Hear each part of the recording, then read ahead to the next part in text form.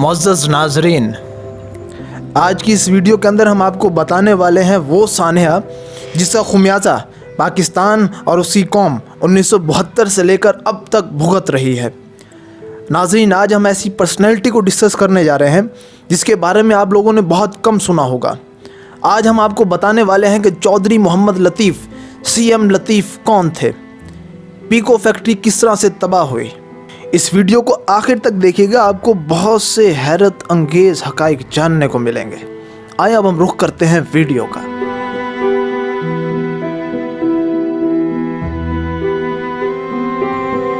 ناظرین، ان کے والد نے ان کا نام محمد لطیف رکھا۔ وہ بڑے ہو کر چودھری محمد لطیف ہو گئے، لیکن دنیا انہیں CM لطیف کے نام سے جانتی تھی۔ وہ پاکستان کے پہلے ویژنری انڈسٹریلسٹ تھے، اور انڈسٹریلسٹ بھی ایسے کہ چین کے وزیر اعظم چوئن لائی، شام کے بادشاہ حافظ الاسد اور تھائی لینڈ کے بادشاہ ان کی فیکٹری دیکھنے کے لیے لاہور آتے تھے۔ چوئن لائی ان کی فیکٹری، ان کے بزنس اور ان کے انتظامی اصولوں کے باقاعدہ نقشے بنوا کر چین لے کر گئے اور وہاں اس ماڈل پر فیکٹریاں لگوائیں۔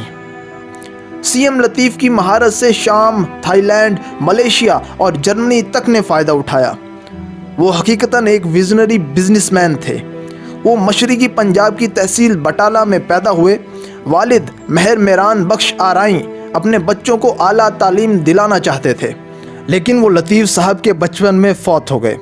لطیف صاحب نے والد کی خواہش کے مطابق اعلیٰ تعلیم حاصل کی۔ یہ 1930 میں میکینیکل انجینئر بنے اور تعلیم مکمل کرنے کے بعد انہوں نے 2 کمروں اور 1 ورانڈے میں اپنی پہلی مل لگائی۔ یہ صابن بناتے تھے۔ ان کے چھوٹے بھائی محمد صدیق چودھری بھی ان کے ساتھ تھے۔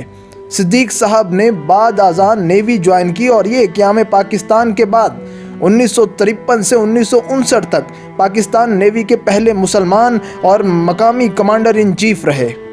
لطیف اور صدیق دونوں نے دن رات کام کیا اور ان کی فیکٹری چل پڑی۔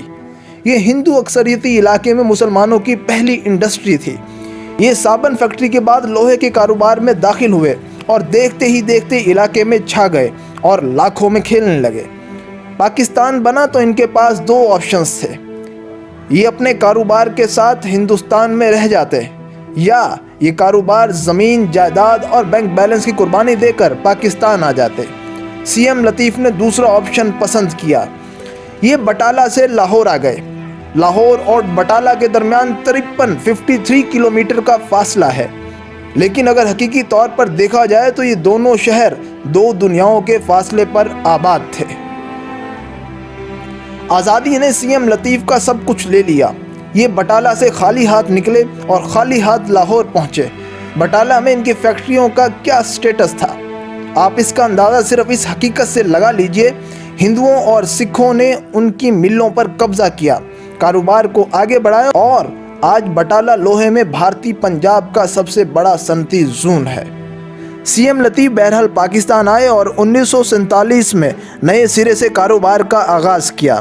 انہوں نے لاہور میں بٹالہ انجینئرنگ کمپنی کے نام سے ادارہ بنایا اور یہ ادارہ آنے والے دنوں میں بیکو کے نام سے مشہور ہوا۔ بیکو نے پاکستان میں صنعت کاری کی بنیاد رکھی۔ لوگ زراعت سے صنعت کی طرف منتقل ہوئے اور ملک میں دھڑا دھڑ فیکٹریاں لگنے لگیں۔ CM لطیف نے ملک میں بے شمار نئی چیزیں متعارف کرائیں۔ یہ سائیکل سے لے کر جہازوں کے پرزے تک بناتے تھے۔ بیکو گروپ یورپ سے لے کر چین اور جاپان تک مشہور تھا۔ جاپان اور چین کی حکومتیں اپنے لوگوں کو ٹریننگ کے لیے بیکو بھیجتی تھیں۔ اور ناظرین، 1971 میں پاکستان ٹوٹ گیا اور ذوالفقار علی بھٹو موجودہ پاکستان کے صدر بن گئے۔ 1972 میں ملک کے تمام صنعتی گروپ نیشنلائز کیے گئے۔ صدر کے ایک حکم سے ملک بھر کے تمام بڑے صنعت کار فٹ پاتھ پر آ گئے۔ ناظرین، آپ تصور کیجئے، ایک شخص جس نے 1932 میں بٹالہ میں کام شروع کیا اور وہ جب وہاں سیٹھ بنا تو اس کا سارا اثاثہ آزادی نے لوٹ لیا۔ وہ لٹا پٹا پاکستان آیا۔ اس نے دوبارہ کام شروع کیا، ایک ایک اینٹ رکھ کر ایسی عمارت کھڑی کی جسے دیکھنے کے لیے دنیا کے ان ملکوں کے حکمران آتے تھے جنہوں نے مستقبل میں اکنامک پاورز بننا تھا۔ لیکن پھر ایک رات اس کا سارا اثاثہ اس ملک نے چھین لیا جس کے لیے اس نے 1947 میں اپنا سب کچھ قربان کر دیا تھا۔ آپ تصور کیجئے اس شخص کی ذہنی صورتحال کیا ہوگی۔ CM لطیف حوصلہ ہار گئے وہ پاکستان سے نقل مکانی کر گئے، وہ جرمنی گئے اور جرمنی کے ایک چھوٹے سے گاؤں میں زندگی گزار دی۔ انہوں نے دوبارہ کوئی کمپنی نہیں بنائی، کوئی کاروبار نہیں کیا اور نہ ہی کوئی فیکٹری لگائی۔ وہ طویل العمر تھے۔ ان کا انتقال 2004 میں 97 سال کی عمر میں ہوا۔ وہ باقی زندگی صرف باغبانی کرتے رہے۔ ناظرین، ان کا کہنا تھا کہ دنیا کا کوئی شخص مجھ سے پودے اور پھول نہیں چھین سکتا۔ جنرل ضیاء الحق نے 1970 میں انہیں بیکو واپس لینے کی درخواست کی، لیکن سی ایم لطیف نے معذرت کر لی۔ 1972 میں جب بھٹو نے سی ایم لطیف سے بیکو چھینی تھی، اس وقت اس فیکٹری میں 6000 ملازمین تھے اور یہ اربوں روپے سالانہ کا کاروبار کرتی تھی، لیکن یہ فیکٹری بعد ازاں زوال کا قبرستان بن گئی۔ حکومت نے اس کا نام بیکو سے پیکو کر دیا تھا۔ پیکو نے 1998 تک اربوں روپوں کا نقصان کیا۔ یہ ہر سال حکومت کا جی بھر کر خون چوستی تھی۔ بیکو فیکٹری بادامی باغ سے تھی۔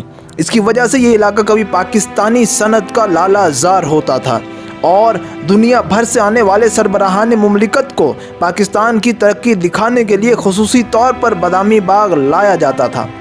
لیکن حکومت کی ایک غلط پالیسی اور ہماری سماجی نفسیات میں موجود حسد اور خودکشی کے جذبے نے اس لالا زار کو صنعت کا قبرستان بنا دیا، اور لوگ نہ صرف بیکو کی اینٹیں تک اکھاڑ کر لے گئے بلکہ انہوں نے بنیادوں اور چھتوں کا سریا تک نکال کر بیچ دیا، اور یوں پاکستان کا سب سے بڑا ویژنری صنعت کار اور ملک کی وہ صنعت جس نے جاپان اور چین کو صنعت کاری کا درس دیا تھا، وہ تاریخ کا سیاہ باب بن کر رہ گئی۔ ناظرین، آج حالت یہ ہے، وہ لوگ جن کے لیڈر پاکستان سے صنعت کاری کے نقشے حاصل کرتے تھے، وہ لوگ چودھری محمد لطیف کے ملک کو بلڈوزر سے لے کر ٹریکٹر اور ٹوٹی سے لے کر ہتھوڑی تک بیچتے ہیں، اور سی ایم لطیف کی قوم یہ سارا سامان خرید کر پاک چین دوستی زندہ باد کے نعرے لگاتی ہے۔ ناظرین، ہم کیا لوگ ہیں؟ ہم 1972 میں ملک کو کاروبار اور صنعت کا قبرستان بنانے والوں کی برسیاں مناتے ہیں، لیکن ہمیں سی ایم لطیف جیسے لوگوں کی قبروں کا نشان تک معلوم نہیں، اور نہ ہی یہ معلوم ہے یہ زندگی کی آخری سانس تک پاکستان کو کس نظریے سے دیکھتے رہے۔ یہ المیہ اگر صرف یہاں تک رہتا تو شاید ہم سنبھل جاتے، شاید ہمارا ڈھلوان پر سفر رک جاتا، لیکن ہم نے ڈھلوان پر گریس بھی لگانا شروع کر دی ہے۔ ہم 22 کروڑ لوگوں کی قوم ہے، لیکن ارب پتی صرف 2 ہیں۔ کیا کام کرنا، کیا ترقی کرنا جرم ہے؟ کیا ہم بھی سیاست دانوں، بیوروکریٹس اور جرنیلوں کی طرح دبئی، لندن اور نیو یارک میں بیٹھ جائیں؟ کیا ہم بھی ایان علی بن جائیں؟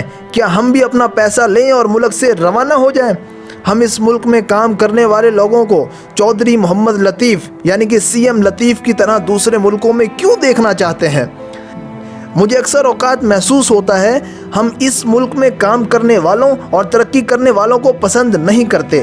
وہ لوگ جو ریاست کے داماد بن کر پوری زندگی گزار دیتے ہیں وہ ہمارے ہیرو ہوتے ہیں، اور جو لوگ ملک بھر کے پیاسوں کے لیے کنویں کھودتے ہیں، ہم جب تک سی ایم لطیف کی طرح انہیں کنویں میں نہ پھینک دیں ہمیں اس وقت تک تسلی نہیں ہوتی۔ ہم محسنوں کو ذلیل کرنے والے لوگ ہیں۔